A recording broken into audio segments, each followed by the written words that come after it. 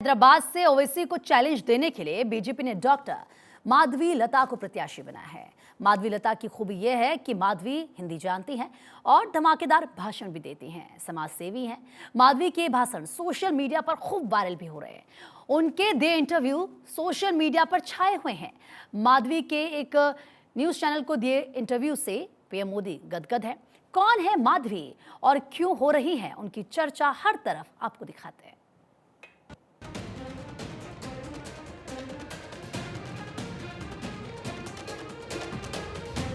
लोकसभा चुनाव का बिगुल बज चुका है। सभी दल अपनी पूरी ताकत लगाकर मैदान में हैं। दक्षिण में बीजेपी इस बार हर हाल में अपना बेहतर प्रदर्शन करने के लिए लगी हुई है। खुद पीएम मोदी बार बार दक्षिण भारत के दौरे कर रहे हैं। इस बार बीजेपी ने दक्षिण भारत में ज्यादातर युवा और सामाजिक कार्यकर्ताओं को मौका दिया है। सभी दल इस महामुकाबले की तैयारियों में जुट गए हैं। सत्ता और विपक्ष के प्रत्याशी अपनी अपनी सीटों पर जमकर प्रचार कर रहे हैं। लेकिन इस बार बीजेपी ने हैदराबाद में एक ऐसा उम्मीदवार उतारा जिसके चर्चे देश में चारों तरफ हैं, क्योंकि हैदराबाद में अपने आप को मुसलमानों का सबसे बड़ा नेता कहने वाले ओवैसी का गढ़ इसे माना जाता है। हैदराबाद से ओवैसी के खिलाफ भाजपा ने डॉक्टर माधवी लता को चुनावी मैदान में उतारा है। ये कमोबेश वैसा ही दांव है जैसा बीजेपी ने 2014 में स्मृति ईरानी पर चला था। बस इस बार स्मृति की जगह माधवी लता है। माधवी लता असदुद्दीन ओवैसी को उनके गढ़ में चुनौती दे रही हैं।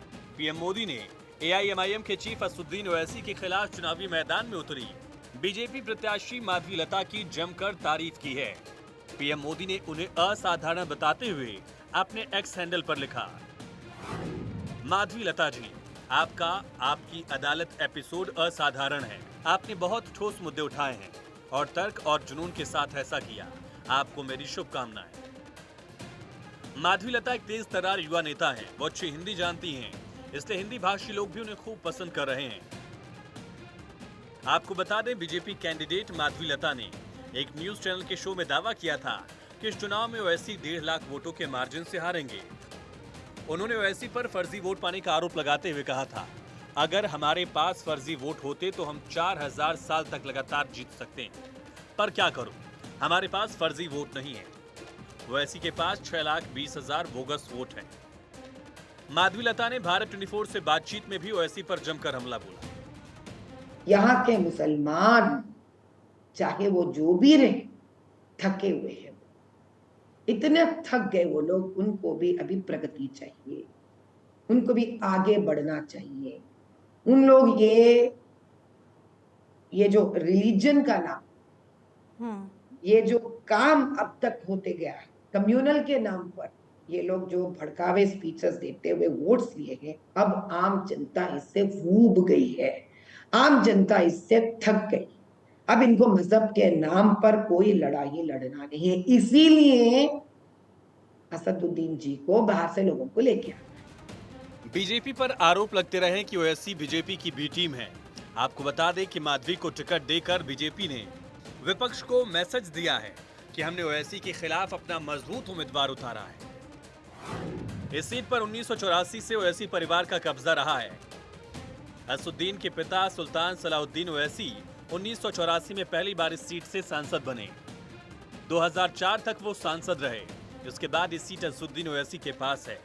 ओवैसी सीट से मौजूदा सांसद हैं। बीजेपी को लगता है कि माधवी लता स्मृति ईरानी जैसा कोई करिश्मा कर दिखाएंगी, इसीलिए उन्हें हैदराबाद सीट से प्रत्याशी बनाया गया है। मोदी भाई के सरकार में इससे ज्यादा हिम्मत मुझे क्या मिल सकती है कि मैं सारे हिंदू और मुसलमान भाई बहनों के लिए ठहरूं और उन पे जो जाति हो रही है उनके लिए मैं न्याय दिलवाऊं और दोनों की प्रगति दो आंत की तरह मैं महसूस करूं। इस सीट पर उम्मीदवार के रूप में अपने चयन को लेकर माधवी लता ने कहा कि मुझे अपने चयन के बारे में टीवी समाचार चैनलों से पता चला। मैं भाग्यशाली हूं कि टिकट मिलने के बाद अब मैं मोदी जी से मिल सकती हूं। वो युग के महायोगी हैं। मुझसे मिले बिना या मुझे जाने बिना उन्होंने केवल मेरे सामाजिक काम के आधार पर मेरा चयन किया। मैं पिछले 20 सालों से धर्मार्थ कार्य कर रही हूँ। मोदी जी ने मुझे टिकट दे दिया है। इससे अधिक पारदर्शी राजनीति क्या हो सकती है। माधवी लता ने समाचार चैनल को दिए अपने साक्षात्कार में कहा था कि हैदराबाद जरूर एक हाईटेक शहर है, लेकिन यहाँ के कई लोगों की हालत बेहद खराब है। लेकिन एक बात तो है कि माधवी के इस अंदाज से बीजेपी जरूर खुश है। बीजेपी को लग रहा है कि तेलंगाना में उसे जिस तेज तर्रार महिला नेता की जरूरत थी वो माधवी लता ने पूरी कर दी है। Bureau report, Bharat 24।